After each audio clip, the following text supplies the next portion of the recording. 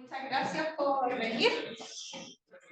Este es un ciclo de coloquios y partió como hace un mes atrás, creo, que partieron dando charlas y yo soy la segunda charla. Me autopresento. Soy Odette Tolosa, de aquí del Departamento de Física, y voy a hablarles de un poquito de una de las investigaciones que hago, ¿vale? Entonces, había preparado el título y en el título quería hablar de las dos líneas de investigaciones que hago, usando siempre el mismo objeto. En uno que lo tenemos solito y el otro que lo tenemos con compañía, lo tenemos en binaria, ¿vale? Pero les pido disculpas porque no les voy a hablar de las preguntas, porque voy a hablarles solamente de cuando las estrellas están solitas. Bueno, entonces démosle el inicio. Antes de partir con la ciencia, voy a contarles un poquito de la trayectoria que yo tengo. Yo soy de aquí, soy chilena y también soy de la ciudad de Valparaíso. Bueno, es lo que siempre digo, me identifico mucho con Valparaíso, pero soy de Arica, pero me vine chiquita para acá, entonces me considero porteña. Entonces, mi primera licenciatura, que es lo que ustedes están haciendo acá, lo hice en la Universidad de Valparaíso y era yo la segunda generación cuando abrieron la carrera de astrofísica. Entonces sentí un poquito que estaba como viendo cómo se iba desarrollando la carrera y sentí que era como el conejillo de India cuando estaban haciendo los ramos, los cursos, los programas, las actividades, todo ello. Y ahí también hice el magíster. Sí, inmediatamente me quedé en la misma universidad, hice el magíster, profundicé un poquito y ahí ya fue en el magíster que yo dije, Stellar Fósiles, en eso yo quiero dedicar mi vida a hacer investigación. Entonces de ahí me fui a la Universidad de Warwick, que queda en Inglaterra, y ahí hice el doctorado y profundicé más en lo que ahora ya me dedico la mayor parte de mi tiempo. Entonces ya también me dejaron por mi primer postdoc, me quedé otros 3 años extra aparte del doctorado. Y después fue como ya mucho tiempo afuera, yo quiero volver a Chile y sabía de este programa de Fondesit que tú puedes aplicar y puedes continuar con los postdoctorados. Y la Santa María abrió astrofísica y creo que ya iba como en el segundo año. Entonces como que de nuevo vengo a una institución que está empezando también con la carrera. Me lleva a esos lugares. Bueno, también soy parte del NPF, aunque NPF significa Nuclear Planet Formation. Yo no hago nada relacionado con la formación de planetas, pero hago como harta difusión, actividades de difusión, desarrollamos kits, tratamos de llevar la astronomía a la gente. Y después se abrió un concurso aquí en la Santa María y postulé y quedé y formo parte ahora del departamento. Me siento muy contenta de estar aquí. Entonces ahora, la parte académica, bueno, yo sé que ustedes no son del departamento que hacen lo mejor, esto es además decirlo para ustedes, pero hago toda la parte que es como los cursos de computación usando software de astronomía, los 2 cursos de computación, también hago el curso de evolución y estructura estelar, toda la parte interna de la estrella y cómo las estrellas evolucionan, y también un electivo de enanas blancas que lo damos en conjunto con Matías Schreiber, porque los dos trabajamos en enanas blancas. Y las cosas no académicas, pero entretenidas también, tenemos un Journal Club, que ya no es Journal Club, que ahora le cambiamos el nombre y le llamamos Science and Fun. Lo vamos a hacer, son todos bienvenidos a participar de ellos, vienen postdocs, estudiantes, profesores, si quieren también investigadores, todos son bienvenidos. La única condición, y bueno, el objetivo de este programa es que se hable inglés, es un ambiente para que practiquemos el inglés, ¿vale? Y no es nada académico, son solo actividades entretenidas que hacemos. Y lo otro son mentorías que lo hacemos en conjunto con Valeria y con Ricardo, que es tratar de generar una red de apoyo para las chicas de primer año que entran, ¿vale? Entonces es de género. Entonces ya, la ciencia. Vamos a partir diciendo que en el universo, bueno, en la Vía Láctea, el universo es muy grande, es decir, no llegamos hasta el confín del universo para saber si realmente estos objetos están ahí. Tenemos tres objetos compactos: las enanas blancas, las estrellas de neutrones y los agujeros negros. ¿Sí? ¿Qué define cómo va a terminar una estrella en cualquiera de estos tres puntos? Es la cantidad de masa que tiene la estrella. Las estrellas más masivas terminan ya sea como estrellas de neutrones o agujeros negros, y el límite está algo de aquí. Si en más de 25 masas solares, nos vamos hacia agujeros negros. Desde 25 hasta algo como 10, 8 masas solares, tenemos las estrellas de neutrones, y las masas más bajitas terminan como enanas blancas. Ahora, ¿cuál es ese proceso? El proceso inicial es toda una nube molecular que nosotros tenemos, y a esa nube molecular le ocurren algunas fluctuaciones. Entonces, partes de esta nube molecular comienzan a colapsar, y esas van a ser las futuras estrellas. Colapsan y forman una estrella, que es como lo que nosotros tenemos el Sol, ¿sí? Y es como estrella, y le llamamos estrella de secuencia principal, porque está en una fase donde su núcleo, la manera de generar energía, es transformar el hidrógeno, 4 átomos de hidrógeno, en uno de helio. Y en esa transformación, esa fusión, es lo que está manteniendo el Sol en esta fase. E irradia la energía que nosotros recibimos. Como esa es la fase, sabemos que está pasando en el núcleo, y por ende la cantidad de masa que está en el centro del núcleo está limitada. Entonces se le va a acabar un momento estar en esta fase. Cuando eso pasa,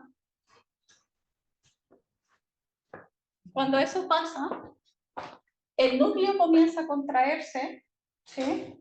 Por eso vamos a terminar con algo compacto, y las capas externas se desacoplan y se empiezan a inflar. Entonces, al inflarse, ya no tiene tanto acoplamiento gravitatorio con el núcleo de la estrella. Es en esa fase también, y no se entiende la razón por qué, que también desarrolla muchos vientos. ¿Sí? La capa se enfría con la expansión y genera mucho movimiento de convección. Y con esa convección, más el viento que genera, se empieza a desprender y genera estas estructuras que son preciosas. Son nebulosas planetarias, y en el centro va a quedar el núcleo expuesto de la estrella, que es la enana blanca. ¿Vale? Ahora, si miramos un poquito los números, la tendencia del universo, de esas nubes moleculares, es tratar de formar estrellas de baja masa. Entonces, el 95% de las estrellas que nosotros tenemos en la Vía Láctea van a terminar como enanas blancas. Y el otro 5% se lo comparte entre las estrellas de neutrones y los agujeros negros. Ellos son súper raros de formar. Entonces, por eso me interesa también la saber de la enana blanca, porque siento que estoy entendiendo lo global, la mayoría de las estrellas o de población de la Vía Láctea. Entonces, ahora ya entendemos cómo es que llegamos a una enana blanca. Sabemos que es un núcleo que se comprimió, y como se comprimió, la gravedad aumentó mucho. ¿Saben cuánto es la gravedad de la Tierra? 10 metros por segundo. Miren la gravedad que tiene la enana blanca. Es 1.000.000, orden de magnitud 5 veces más. Eso es mucho. De hecho, hice un cálculo. Del Costanera Center, ustedes tiran una pelota, y en el Costanera Center se demora 8 segundos en llegar al suelo, en Santiago. Si ponemos un Costanerito Center acá arriba y hacemos lo mismo, es en 0.02 segundos que llega. Más el Costanera, que también se destruyó todo. Entonces la gravedad es gigantesca, y como la gravedad es tan grande, hace que también los elementos, ¿cierto? Aquí todos tenemos elementos químicos, se separen como si fuera una cebolla. Entonces nuestros elementos más pesados se van a ir hacia el centro de la enana blanca, y en la superficie nos va a quedar los elementos que son más livianos. Y vamos a tener una estructura algo como esto. Entonces, ¿a qué voy con ello? Es que como nos quedan los más livianitos, lo que nos queda en la superficie de la enana blanca es hidrógeno o helio. ¿Ya? Entonces eso es lo que nosotros esperamos ver con una enana blanca.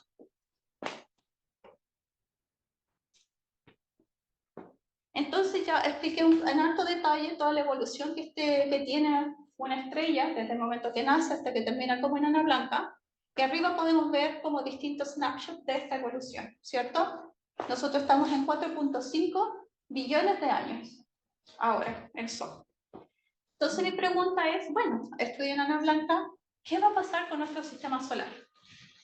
Queda mucho para saber, en modelos, predicciones, simulaciones, se puede hacer, pero otra manera también de hacerlo es mirar futuros, enanas blancas ya, cómo están ellos, qué estado como ellos están ahora, para decir, bueno, quizás vamos hacia allá. Entonces, dentro de toda la explicación de la evolución, ¿cierto? Cuando el Sol llegue a la gigante roja, los modelos dicen que se va a expandir tan rápido que muchos de los planetas internos, los planetas rocosos, van a ser consumidos, no tragados por la gigante roja. La Tierra todavía está en discusión si sí, si no, depende también un modelo y cómo se calcula algunas escalas de tiempo. Pero Marte y Júpiter alcanzan a alejarse antes de que este proceso pase. Entonces, Marte y Júpiter podrían eventualmente quedar allí, ¿cierto? Y lo mismo pasa con el cinturón de asteroides, ¿sí? Entonces va a quedar remanente planetario, ¿sí? Si tenemos suerte, todavía tenemos estabilidad en todo este proceso. Y luego nos va a quedar enana blanca. Entonces, estoy en búsqueda de sistemas como estos para tratar de entender el futuro del sistema solar. La pregunta. Entonces ahora vamos a conectar con otro campo que se hace mucho en astronomía, que es la búsqueda de exoplanetas, ¿cierto? Ustedes han escuchado que se han descubierto planetas y planetas y planetas alrededor de otras estrellas como el Sol, ¿sí? Y cuando se descubrió el primero era como, oh, wow, increíble, empezaron las preguntas de vida en otro planeta, y se empezaron a descubrir con distintas técnicas, distintos planetas, pero no fue sino como hasta el 2008-2007 que se hizo el lanzamiento de una misión en el espacio que fue exclusivamente para detectar más y más planetas. Esa misión era Kepler. Y con Kepler en el espacio, la cantidad de planetas se disparó. Y hasta el día de hoy, bueno, de hecho me metí a esa página, bueno, yo el año pasado llevábamos algo como 5.000, 6.000 casi, esos 5.200 planetas. Es harto, pero ya ellos ya no están en la parte de busquemos más planetas, ya tienen muchos planetas. Entonces ahora lo que ellos están tratando de hacer es caracterizar los planetas, tratar de medir la abundancia que tienen, la composición química que tienen estos planetas. Pero que de nuevo pasa es que ellos solo pueden mirar la atmósfera, lo más externo que tienen los planetas. ¿Y cómo podemos saber el interior? Eso es muy dependiente de qué modelos tú usas para modelar la formación de planetas. Y depende de algunos parámetros que también cuestan medir. Entonces, esto es lo que habíamos dicho, haciendo simulaciones de cuerpos, no, N-bodies, N-cuerpos. Aquí en este gráfico tenemos la distancia que hay desde el Sol hasta donde se ubica el planeta, ¿cierto? Y esta es la mínima masa que tienen los planetas. Entonces, en este gráfico se ubican todos los exoplanetas que se han descubierto y puedes ver que hay una gran cantidad de planetas que no van a ser consumidos por la evolución de la estrella, ¿cierto? Entonces, ya no estamos hablando solamente de nuestro sistema solar, sino algo súper genérico que va a pasar a muchos otros sistemas. Entonces, ahora podemos tener algo más general para estudiar esto de población.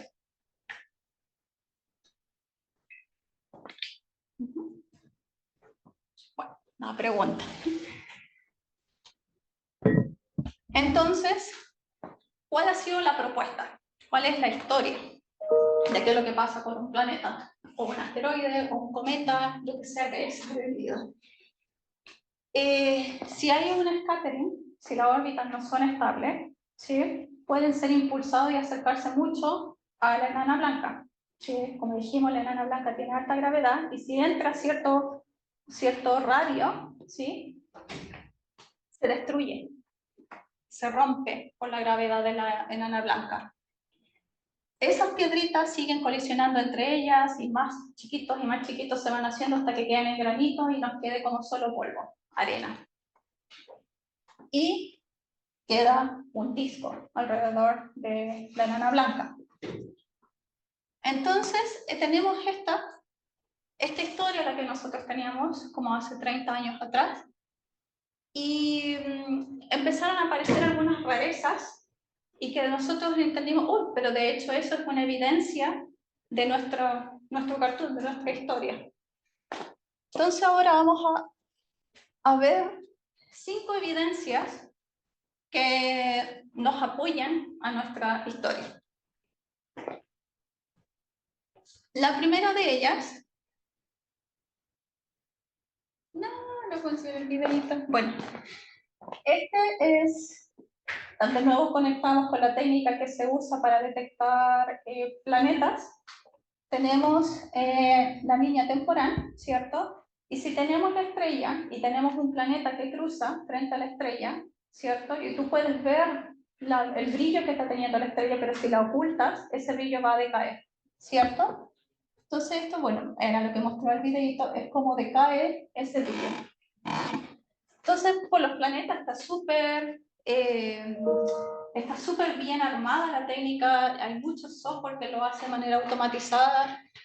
Y dijimos, bueno, a ver, nosotros tenemos algo parecido, nosotros tenemos la enana blanca, pero se está rompiendo un planeta cuando está pasando frente.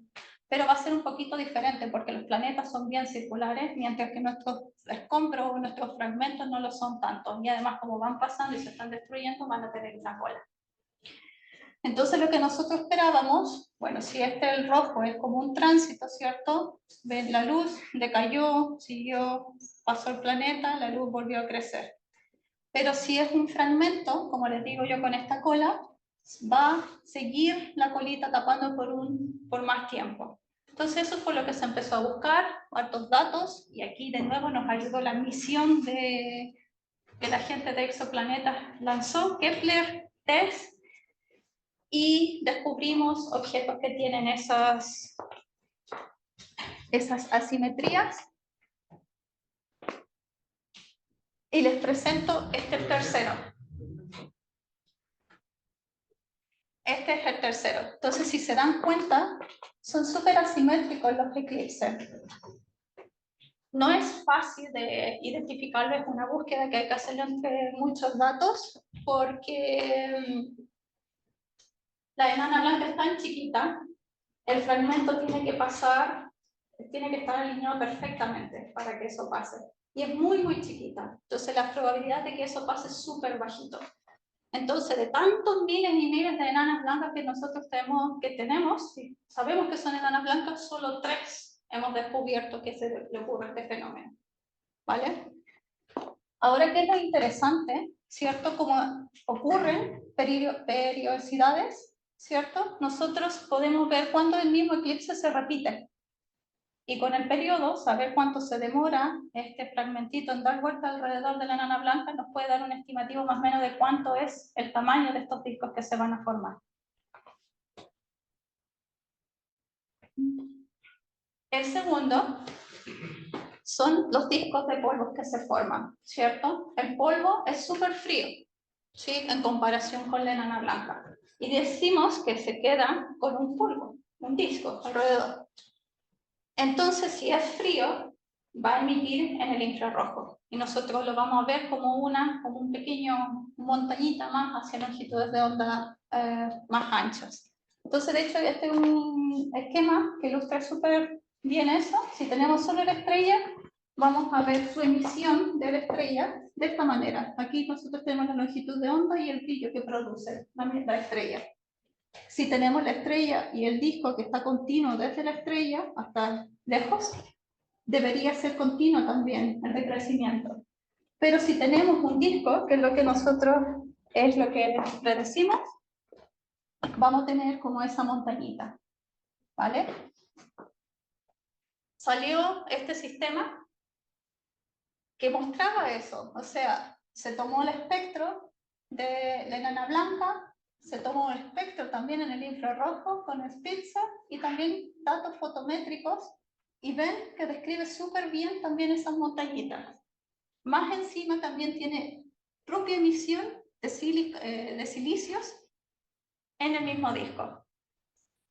Entonces ahí era nuestra segunda evidencia. Esto es más probable de poder detectar, entonces hasta el momento llevamos algo así como 50 sistemas.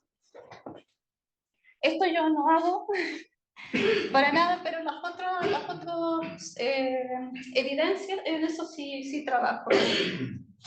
Y la otra es mirar el espectro, ¿cierto? Si el disco se formó y después qué material eventualmente puede acretar o caer, depositarse sobre la superficie de la enana blanca. ¿Me recuerdan que yo les había dicho que la enana blanca, su atmósfera debería ser de elementos livianos, ya sea hidrógeno o helio? Si detectamos otro elemento que no sea eso, ¿de dónde viene entonces? Si eso debió haber decantado rápido, debió haber desaparecido. Entonces, de hecho, apareció este sistema, una enana blanca, y esto pasó en el 1917. Y cuando vieron, bueno, ellos miraban placas de esa manera, ¿cierto? Esto es más moderno. No sabían que estaban viendo. En ese momento ni siquiera tampoco sabían de las existencias de las enanas blancas. Entonces, cuando vieron esto, dijeron, debe ser una estrella como el Sol, pero debe ser la más débil posible ever detectada. Pero lo que ellos no sabían en ese momento es que era una enana blanca y que estaba siendo contaminada por estos remanentes que quedaban.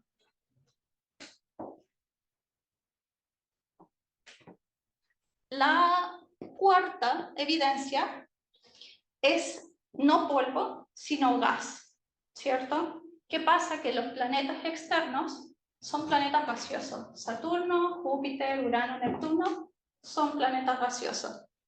Y cuando llega el momento de la enana blanca, emite mucho en el ultravioleta, entonces esos fotones ionizan, evaporan los planetas y este gas queda ahí flotando, ¿sí? Es un gas volátil. Entonces ahora tenemos el disco, pero no tan solo de polvo, sino también de gas. Y un movimiento de gas, ¿cierto? Y el gas se ve en emisión, ¿sí? Podíamos entender bien las absorciones, pero de repente apareció una enana blanca que se le veía esta emisión. Y si se dan cuenta, tiene como un patrón que es como unas orejitas de gato, un gato. Y ese patrón que tiene ese perfil, si imaginamos que tenemos una rotación de disco, ¿cierto? Estamos teniendo como el efecto Doppler. Entonces, una línea, si no tiene nada de rotación, se nos ve como un perfil gaussiano, ¿cierto? Pero si está teniendo rotación, el gas que se nos está alejando se va a mover hacia longitudes de onda más anchas y el gas que se nos está acercando se mueve hacia longitudes de onda azules. Entonces, de esta manera, estas son las cositas que nosotros vemos en los espectros. ¿Sí?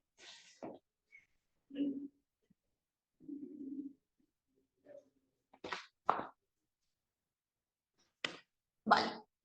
Entonces, ¿qué también tiene bacán de esto? Es que, ¿saben la técnica de tomar imágenes de tomografía? ¿Sí? Que es como un escáner o una resonancia, que ustedes tienen al paciente y lo ponen dentro de este escáner, ¿sí? Y lo meten dentro del paciente y en estas cositas hay como una cámara y que está disparando rayos X, ¿cierto? Para hacer toda una imagen 3D de cualquier órgano que sea aquel que le están tomando fotografía. En estos discos con gas alrededor, ¿cierto? Podemos aplicar la misma técnica, ¿sí? Porque aquí la persona está quieta y la cámara se mueve alrededor y te está tomando imágenes, pero otra manera de hacerlo es dejar la cámara quieta y que tú te muevas. También te puede tomar la misma imagen. Y eso es lo que está haciendo las enanas blancas con discos de gas alrededor. Como está rotando, nosotros vamos tomando imagen y le vamos a poder sacar como una imagen 3D al disco. Y tenemos algo como esto. Bueno, también esto era un videito, mejor si hago un clic. ¿Funciona o no? Ah, no. Bueno.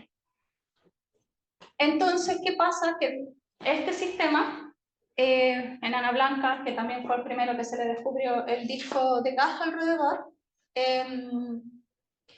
se monitoreó por 16 años. Random, se decía, ya este año tomemos datos de ese sistema, este año tomemos más datos. Y se tiene 16 años de datos para este sistema. Cuando digo datos me refiero como a espectros. Entonces el espectro, podemos ver como de espectro a espectro, este perfil, estos gatitos cambian. Y veíamos que el pic, el máximo, se iba para allá y después, años después, se venía para acá y después se iba para allá, el pic de una de las orejas. Entonces fue como, no son simétricos, no son tan perfectos como nosotros lo imaginábamos. ¿Qué está pasando? Hay más conglomerado de gas en un lado que en el otro. Y una posible explicación de eso es que aquí dentro hay un planeta que está generando. O sea, se está saliendo el gas, está súper dentro, y el que está alimentando este gas que va dejando. No podemos ver el planeta, es muy chiquito. La quinta es, bueno, la agresión, el impacto directo que tiene este gas y polvo en la superficie de la enana blanca. Como está canalizado y choca en una área de la enana blanca, luego eso tiene que enfriarse de alguna manera. Y la manera en que lo hace es emitiendo rayos X. Teníamos eso, lo testeamos, pedimos tiempo con Chandra para observarlo. Y aquí están nuestros 5 fotones de detección. Es un experimento súper simple, pero tuvo harto impacto científico porque es una detección de una predicción que nosotros teníamos. Muy simple el experimento. Y nuestros 5 fotones están ahí. Entonces, bueno, es un paper que se basa básicamente en una pura imagen y varios estudios estadísticos para decir, bueno, ¿cuál es la probabilidad de que eso no pase? Hicimos distintos tests para asegurarnos de que eso es una detección real, que sea significante. Y bueno, ya lo último, que también tuvo harto impacto, que fue el primer planeta que descubrimos alrededor de una enana blanca. ¿Cómo llegamos a esa conclusión? Es justamente muy parecido a lo de los gas disks. Vimos en el espectro emisión de otros elementos, de oxígeno y de sulfuro. Y esas son las moléculas justamente de los planetas externos de nuestro sistema solar, de Urano. Son elementos volátiles y lo que está pasando en la enana blanca está evaporando este planeta. La evaporación se forma el disco de gas y cae sobre la enana blanca.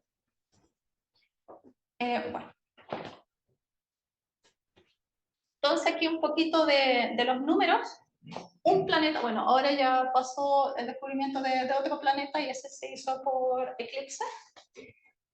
Llevamos 3 rompimientos o fragmentos que eclipsan enanas blancas.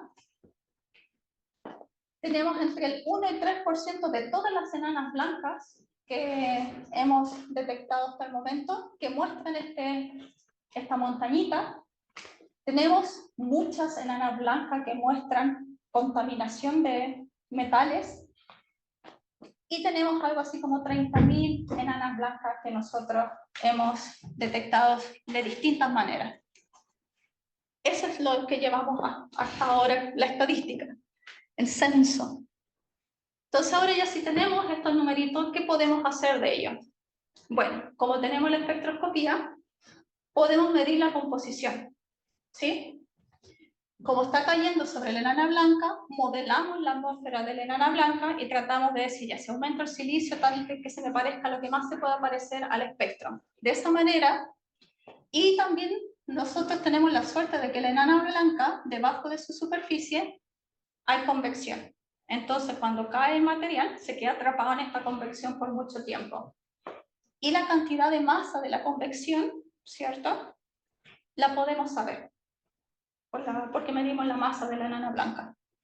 Entonces, en base a esa cantidad de masa de convección, más lo que se acreta, nosotros podemos determinar cuánta es la cantidad que ha caído sobre la enana blanca de tal elemento. Y eso nos da una tendencia de cómo era la composición química del objeto que se rompió o del disco. Un estimativo. Hemos hecho eso y ¿qué conclusiones hemos llegado? Que oxígeno, magnesio, silicón y iron son los elementos que más abundan entre todos estos enanas blancas con sus atmósferas contaminadas. Hemos encontrado también algunos sistemas que muestran que el objeto que se rompió era súper rico en carbono y otros que eran justamente muy ricos en agua, y eso tienen que ser cometas.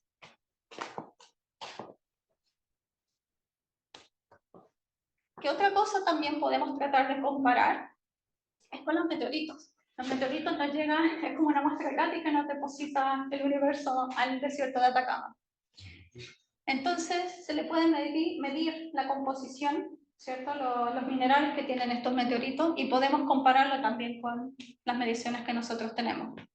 De hecho, la espada de Tutankamón está súper rica en hierro, y la única manera de ese material, de hecho, viene de un meteorito. Entonces, ¿qué hemos visto en comparación con los meteoritos? Vemos de que los elementos o los parent bodies que están también dentro de los otros sistemas se parecen mucho al bulk de la Tierra. ¿Sí? Presentan elementos, o sea, no tienen tantos elementos volátiles. También, por ejemplo, vemos que hay alto calcio y aluminio, ¿cierto? En que son elementos reflectorios. Y eso también es muy similar a los meteoritos que nosotros medimos. Y también hay evidencia, porque hay abundancia de iron o sulfur, y esos son elementos que nos dicen la diferenciación que ocurre en los planetas del sistema, ¿cierto? Muy parecido a lo que nosotros tenemos acá en la Tierra, ¿cierto? Las capas que están más externas de la Tierra no son las mismas de las capas internas. Abunda más el iron si nos vamos hacia el centro. Vale, entonces, ¿qué estamos haciendo?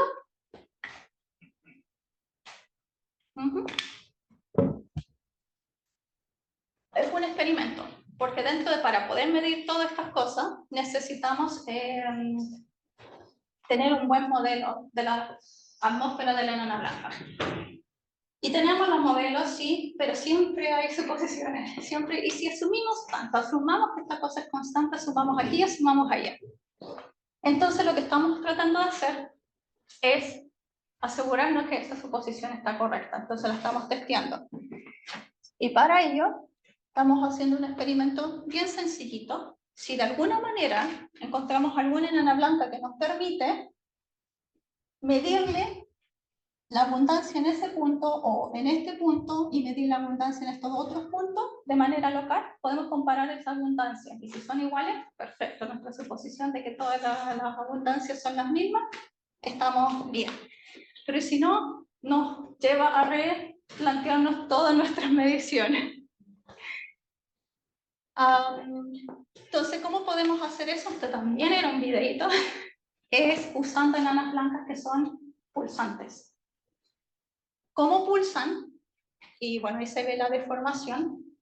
El material se está moviendo y como chocan estas ondas en la superficie de la enana blanca, se calienta en ciertas regiones de la superficie. Y como se calienta, nuestro flujo, nuestra luz que estamos recibiendo, domina desde esta área. ¿Ya? Y como son pulsaciones, es un efecto cíclico. Entonces, si en un momento se nos iluminó esta parte de la superficie, esperamos un momentito y va a volver a iluminarse esa misma parte de la superficie. Entonces, de ahí, usando la pulsación, y cuando se ilumine ahí, yo quiero tomarle un espectro. Cuando se vuelva a iluminar ahí, le tomo otro espectro. Trato de identificar otro modo de pulsación, y si se me está iluminando otra parte de la enana blanca, espectro. Entonces ahí puedo tratar de comparar estos dos espectros y hacer mi test.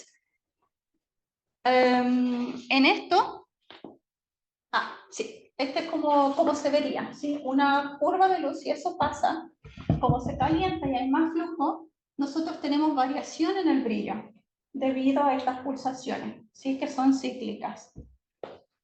Entonces, encontramos una enana blanca que está haciendo eso, y la labor de este trabajo la está haciendo Martín y Valentina, que ellos están dividiendo toda la superficie de la enana blanca en pequeños cuadritos y tratar de asignarle, hacer como una grilla de los parámetros. Entonces yo, si es que por alguna eventualidad se ilumina acá, una vez que entendamos la pulsación de la enana blanca, vamos a poder modelar solamente esa partecita de la enana blanca. Entonces los chicos ahí la están batallando con ello, y mientras están haciendo todo ese código para tratar de hacer estas mediciones locales para después sumarla y tener la medición global, ¿pero de qué? ¿Con qué lo vamos a comparar? ¿Cuáles son los datos? Bueno, como son curvas de luz, TESS, de nuevo otra misión que gracias a la gente que hace exoplanetas la tenemos. TESS es un instrumento maravilloso porque por un mes está apuntando cierta zona del cielo y está tomando imágenes cada 1 o 2 minutos. Y por un mes tenemos datos. Entonces miramos la curva de luz. Bueno, aquí no se logra ver el detalle porque es tanto, un mes, pero aquí hacemos unos zoom y ustedes pueden ver esa variación, ¿sí? Para determinar los periodos transformados en Fourier. Y aquí podemos ver los pics de esos periodos, ¿vale? Entonces ya tenemos los periodos y más modelamiento de la misma curva de luz, porque también estas pulsaciones usan los esféricos armónicos y puedes determinar los otros parámetros, ¿sabes? Entonces puedes modelar la curva de luz y con estos parámetros tú puedes saber en qué ubicación se están produciendo los pulsos, ¿sí? Entonces una vez que Valentín y Martín tengan sus modelos y podamos hacer la sumatoria, entonces yo digo ya, quiero saber en ese instante un espectro, ¿sí? Y ese espectro que yo tomé en ese instante lo voy a tratar de reproducir con los modelos, ¿sí? Que están haciendo Valentina y Martín. Y luego busco otro pic y la idea al final es compararlo. En eso nos estamos entreteniendo por mientras.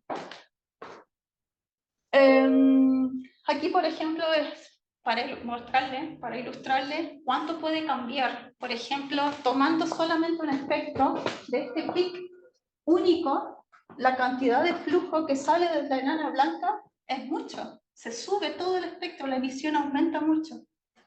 En cambio, por ejemplo, si tomo todos los pedacitos chiquititos abajo, es casi, bueno, no casi plano, pero se ve la diferencia. Entonces, es bien prometedor el experimento que estamos haciendo. Y bueno, lo otro, y que de hecho justo la semana pasada nos dijeron que nos dieron el tiempo, lo que queremos hacer es un monitoreo de este mismo sistema, pero en rayos X, porque una de las complicaciones es que, bueno, si hicimos nuestra detección, ¿cierto? ¿Qué pasa si también hay una variación de la acreción, ¿cierto? Nos cae un montón, después no cae, después cae. Entonces, toda nuestra medición que estamos haciendo no tendría validez. Sí. Entonces, lo que queremos hacer es un monitoreo de tomar datos cada año en rayos X. Pero además también nos estamos metiendo por la otra parte de modelamiento, porque hablé de la zona de convección, ¿cierto? Que está debajo de la superficie de la enana blanca y está haciendo la convección, pero siempre nuestros modelos son súper simplecitos. Entonces la convección nosotros definimos como ya, esta es la base y esta arriba y la convección está pasando justamente solamente en esta región. Pero no es así, los materiales son acelerados y ocurre overshoot, ¿cierto? En la superficie que yo definí como mi superior, se me pasa overshoot. Y ese fenómeno normalmente no está considerado en el modelamiento. Y en base a este experimento, con esta medición, nos muestra que sí deberíamos considerarlo.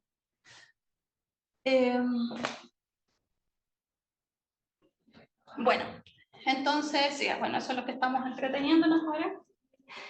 ¿Qué estamos también haciendo en paralelo? Es tener más datos, porque son poquitos. Entonces estamos tratando de aumentar estas 30.000 enanas blancas. Bueno, justo ya se fue, pero los números que yo hablo son súper chiquitos comparados con galaxias. Ellos hablan de billones, yo estoy hablando todavía de miles.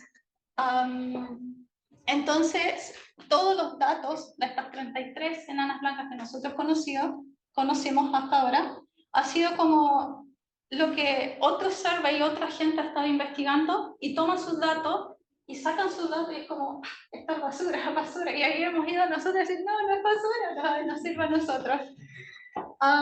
Entonces fue como ya. Ellos han hecho su selección para observar estos objetos y eso nos ha introducido unas preferencias de qué tipo de enanas blancas observar. Entonces dijimos ya, hagamos nuestras propias mediciones, observemos nosotros nuestras propias enanas blancas y de una manera que no introduzca biases. Entonces nos metimos en 4 proyectos bien grandes, ¿sí? Que son telescopios que están por 5 años solamente enfocados a tomar datos en los proyectos que están metidos acá, nada más. Y nuestra idea es que, en base a las enanas blancas que nosotros ya conocemos, tratamos de seleccionar en base a distancias, que son los paralajes, a los colores que nosotros podemos usar para identificar enanas blancas, movimientos en el cielo que tiene, el movimiento aparente que tiene, y seleccionamos algo así como 250.000 enanas blancas. Y les pasamos todas estas enanas blancas a ellos y les decimos como, por favor, observen nuestras enanas blancas. Ya están andando DESI, WIF y SDSS. Entonces ya estamos teniendo nuestros primeros espectros. Y creo que con eso era con lo que termino.